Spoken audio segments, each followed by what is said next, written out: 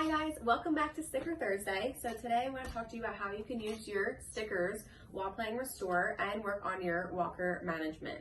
So I've got my sticker placed right here on the front of my walker.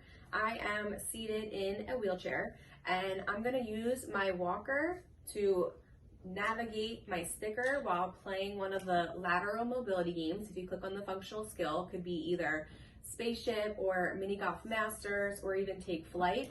So I'm moving my walker from the left to the right, which will increase my functional mobility to transfer out of my wheelchair to the bed, transfer to the toilet. Everyone needs to know how to manage their rolling walker, and that can be a challenge for a lot of people. You could also do this while standing. So if you wanted to stand and move your walker to the left or to the right, I could be skiing while having a hands-free controller because I need my hands for my bilateral upper extremity support. So thank you so much for listening to my Sticker Thursday segment, and I hope you have a great day.